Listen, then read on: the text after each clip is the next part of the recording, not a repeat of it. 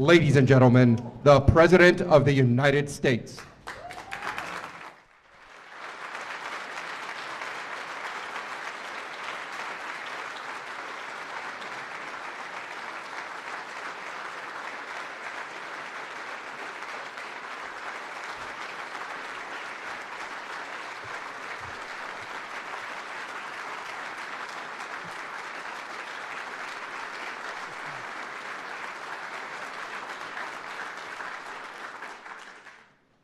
My fellow Americans, tonight I speak to you from the East Room of the White House regarding one of the most profound responsibilities of the President of the United States, and that is the selection of a Supreme Court justice. I've often heard that other than matters of war and peace, this is the most decision a president will make. The Supreme Court is entrusted with the safeguarding of the crown jewel of our republic, the Constitution of the United States. 12 days ago, Justice Anthony Kennedy informed me of his decision to take senior status on the Supreme Court, opening a new vacancy. For more than 4 decades, Justice Kennedy served our nation with incredible passion and devotion. I'd like to thank Justice Kennedy for a lifetime of distinguished service.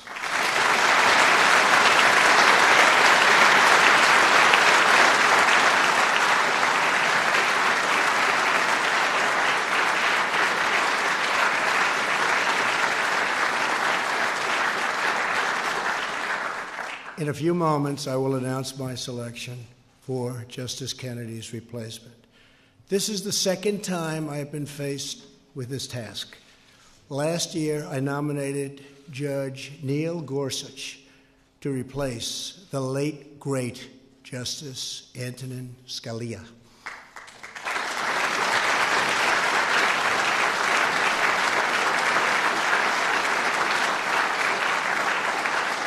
I chose Justice Gorsuch because I knew that he, just like Justice Scalia, would be a faithful servant of our Constitution. We are honored to be joined tonight by Justice Scalia's beloved wife, Maureen. Maureen?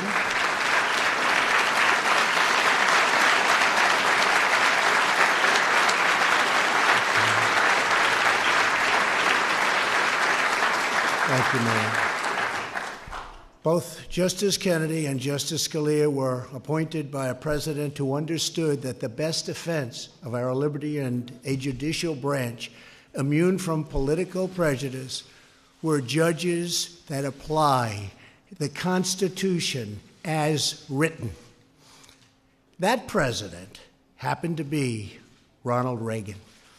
For this evening's announcement, we are joined by Ronald Reagan's Attorney General, Edwin Meese. Ed?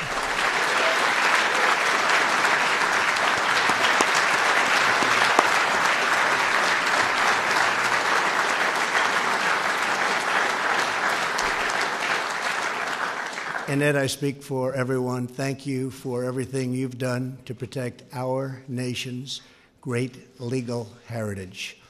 In keeping with President Reagan's legacy, I do not ask about a nominee's personal opinions. What matters is not a judge's political views, but whether they can set aside those views to do what the law and the Constitution require. I am pleased to say that I have found, without doubt, such a person. Tonight, it is my honor and privilege to announce that I will nominate Judge Brett Kavanaugh to the United States Supreme Court.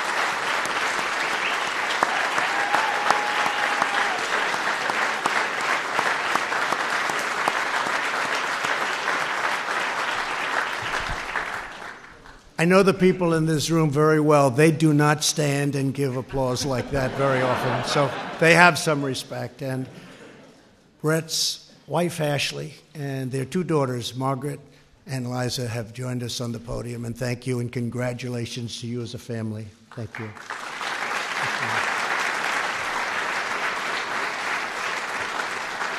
Judge Kavanaugh has impeccable credentials, unsurpassed qualifications, and a proven commitment to equal justice under the law. A graduate of Yale College and Yale Law School, Judge Kavanaugh currently teaches at Harvard, Yale, and Georgetown. Throughout legal circles, he is considered a judge's judge, a true thought leader among his peers. He is a brilliant jurist with a clear and effective writing style, universally regarded as one of the finest and sharpest legal minds of our time. And just like Justice Gorsuch, he excelled as a clerk for Justice Kennedy. That's great. Thank you. Yeah.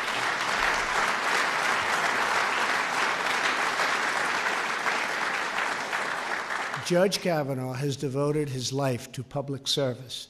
For the last 12 years, he has served as a judge on the D.C. Circuit Court of Appeals with great distinction, authoring over 300 opinions which have been widely admired for their skill, insight, and rigorous adherence to the law.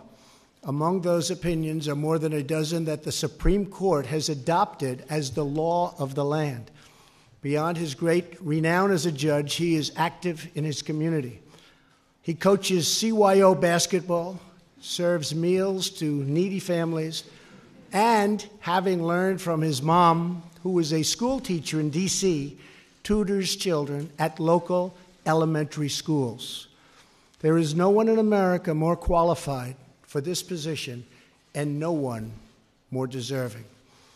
I want to thank the senators on both sides of the aisle, Republican and Democrat, for their consultation and advice during the selection process. This incredibly qualified nominee deserves a swift confirmation and robust bipartisan support. The rule of law is our nation's proud heritage. It is the cornerstone of our freedom. It is what guarantees equal justice. And the Senate now has the chance to protect this glorious heritage by sending Judge Brett Kavanaugh to the United States Supreme Court. And now, Judge, the podium is yours.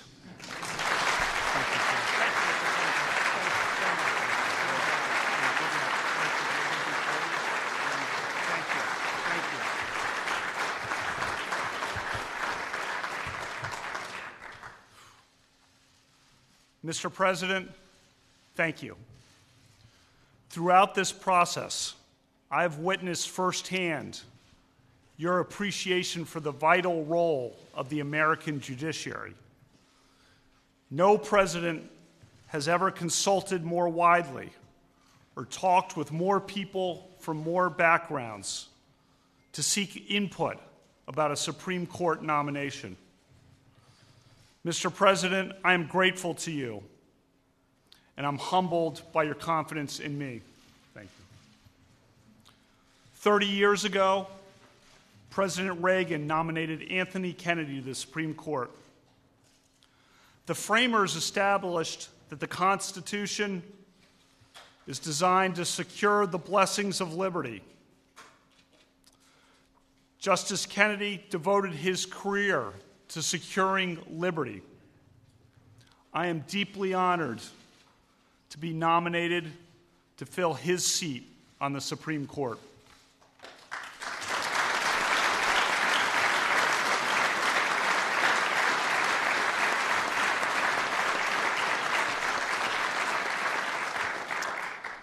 My mom and dad are here. I am their only child. When people ask what it's like to be an only child, I say, it depends on who your parents are. I was lucky. My mom was a teacher In the 1960s and 70s, she taught history at two largely African-American public high schools in Washington, D.C., McKinley Tech and H.D. Woodson.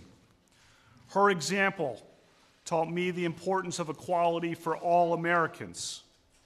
My mom was a trailblazer. When I was 10, she went to law school and became a prosecutor. My introduction to law came at our dinner table when she practiced her closing arguments. Her trademark line was, "Use your common sense. What rings true? What rings false?" That's good advice for a juror and for a son. One of the few women prosecutors at that time, she overcame barriers and became a trial judge. The president introduced me tonight as Judge Kavanaugh, but to me, that title will always belong to my mom. My dad went to law school at night while working full-time. He has an unparalleled work ethic and has passed down to me his passion for playing and watching sports. I love him dearly. The motto of my Jesuit high school was "Men for Others." I've tried to live that creed. I've spent my career in public service from the executive branch and the White House to the U.S. Court of Appeals for the D.C. Circuit. I've served with 17 other judges, each of them a colleague and a friend. My judicial philosophy is straightforward. A judge must be independent and must interpret the law, not make the law. A judge must interpret statutes as written, and a judge must interpret the Constitution as written, informed by history and tradition and precedent. For the past 11 years, I've taught hundreds of students, primarily at Harvard Law School. I teach that the Constitution's separation of powers protects individual liberty. And I remain grateful to the dean who hired me, Justice Elena Kagan. As a judge, I hire 4 law clerks each year. I look for the best. My law clerks come from diverse backgrounds and points of view. I am proud that a majority of my law clerks have been women. I am part of the vibrant Catholic community in the D.C. area. The members of that community disagree about many things, but we are united by a commitment to serve. Father John Ensler is here. 40 years ago, I was an altar boy for Father John. These days, I help him serve meals to the homeless at Catholic Charities. I have 2 spirited daughters, Margaret and Liza. Margaret loves sports, and she loves to read. Liza loves sports, and she loves to talk.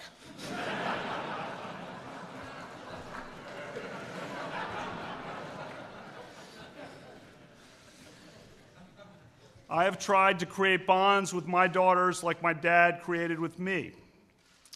For the past 7 years, I have coached my daughters' basketball teams. The girls on the team call me Coach K.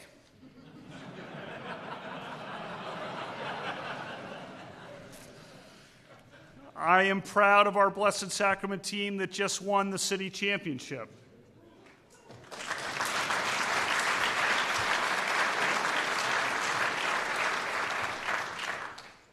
My daughters and I also go to lots of games. Our favorite memory was going to the historic Notre Dame-UConn women's basketball game at this year's Final Four. Unforgettable. My wife, Ashley, is a West Texan, a graduate of Abilene Cooper Public High School and the University of Texas. She is now the town manager of our community. We met in 2001 when we both worked in the White House. Our first date was on September 10th, 2001. The next morning, I was a few steps behind her as the Secret Service shouted at all of us to sprint out the front gates of the White House because there was an inbound plane. In the difficult weeks that followed, Ashley was a source of strength for President Bush and for everyone in this building. Through bad days and so many better days since then, she has been a great wife and an inspiring mom. I thank God every day for my family.